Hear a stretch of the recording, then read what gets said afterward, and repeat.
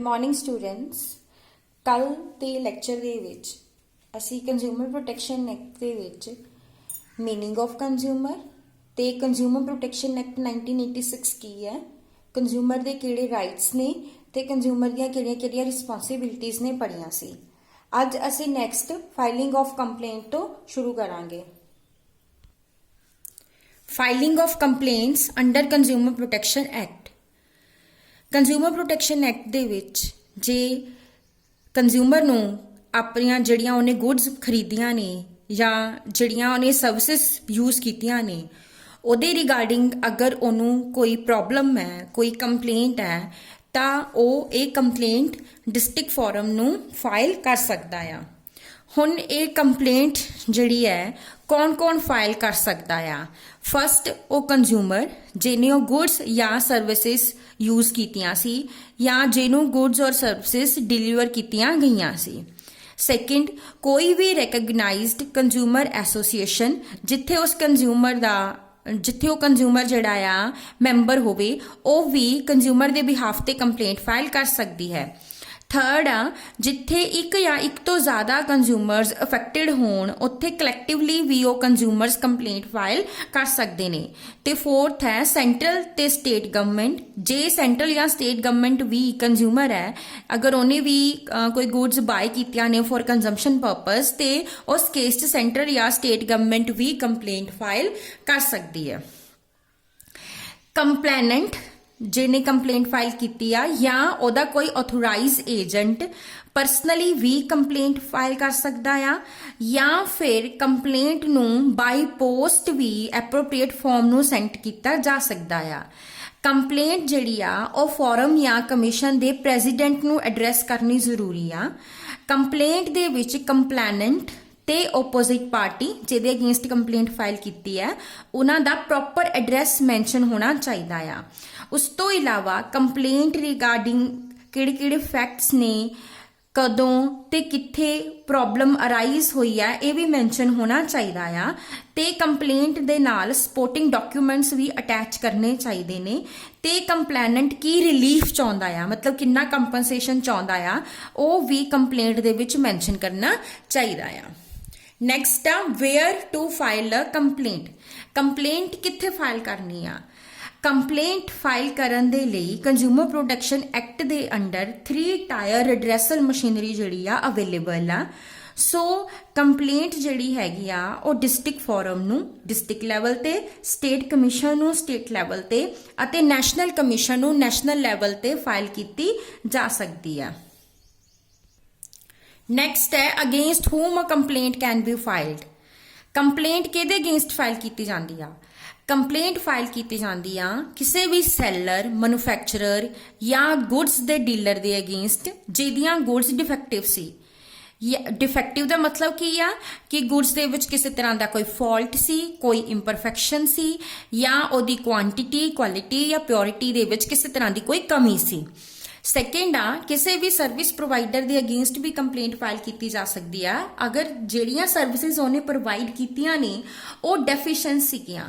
ਸੋ deficiency ਦਾ ਮਤਲਬ ਕੀ ਆ ਵੀ services ਦੇ ਵਿੱਚ ਕਿਸੇ ਤਰ੍ਹਾਂ ਦੀ ਕੋਈ ਇੰਪਰਫੈਕਸ਼ਨ ਸੀ ਜਾਂ ਫਿਰ ਇਨਐਡਿਕੁਏਟ ਸੀਗੀਆਂ ਜਾਂ ਉਹਦੀ ਕੁਆਲਿਟੀ, ਨੇਚਰ ਜਾਂ ਮੈਨਰ ਆਫ ਪਰਫਾਰਮੈਂਸ ਦੇ ਵਿੱਚ ਕਿਸੇ ਤਰ੍ਹਾਂ ਦੀ ਕੋਈ ਕਮੀ ਸੀ। ਨੈਕਸਟ ਹੈ ਵਟ ਕੰਪਲੇਂਟਸ ਕੈਨ ਬੀ ਫਾਈਲਡ। ਕਿਸ ਤਰ੍ਹਾਂ ਦੀਆਂ ਕੰਪਲੇਂਟਸ ਜਿਹੜੀਆਂ ਨੇ ਫਾਈਲ ਕੀਤੀਆਂ ਜਾ ਸਕਦੀਆਂ ਆ। ਕੰਜ਼ਿਊਮਰ ਪ੍ਰੋਟੈਕਸ਼ਨ ਐਕਟ ਦੇ ਅੰਡਰ ਕੰਜ਼ਿਊਮਰ ਹੇਠ ਲਿਖੀਆਂ ਕਈ ਤਰ੍ਹਾਂ ਦੀਆਂ ਕੰਪਲੇਂਟਸ ਜਿਹੜੀਆਂ ਆ ਫਾਈਲ ਕਰ ਸਕਦਾ ਆ। ਸਭ ਤੋਂ ਪਹਿਲਾਂ ਆ ਕਿ ਕੰਜ਼ਿਊਮਰ ਕਿਸੇ ਵੀ ਅਨਫੇਅਰ ਜਾਂ ਰਿਸਟ੍ਰਿਕਟਿਵ ਟ੍ਰੇਡ ਪ੍ਰੈਕਟਿਸ ਦੇ ਅਗੇਂਸਟ ਜਿਹੜੀ ਕਿ ਉਹਦੇ ਨਾਲ ਯੂਜ਼ ਕੀਤੀ ਗਈ ਹੈ ਕੰਪਲੇਂਟ ਫਾਈਲ ਕਰ ਸਕਦਾ ਆ।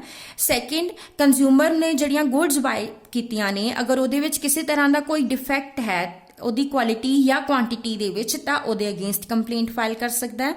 ਥਰਡ, ਕੰਜ਼ਿਊਮਰ ਨੇ ਜੋ ਸਰਵਿਸਿਜ਼ ਯੂਜ਼ ਕੀਤੀਆਂ ਨੇ, ਅਗਰ ਉਹਨਾਂ ਸਰਵਿਸਿਜ਼ ਦੇ ਵਿੱਚ ਕਿਸੇ ਤਰ੍ਹਾਂ ਦੀ ਕੋਈ ਵੀ ਡੈਫੀਸ਼ੀਐਂਸੀ ਸੀ ਤਾਂ ਉਹ ਉਸ ਡੈਫੀਸ਼ੀਐਂਸੀ ਦੇ ਅਗੇਂਸਟ ਕੰਪਲੇਂਟ ਫਾਈਲ ਕਰ ਸਕਦਾ ਹੈ।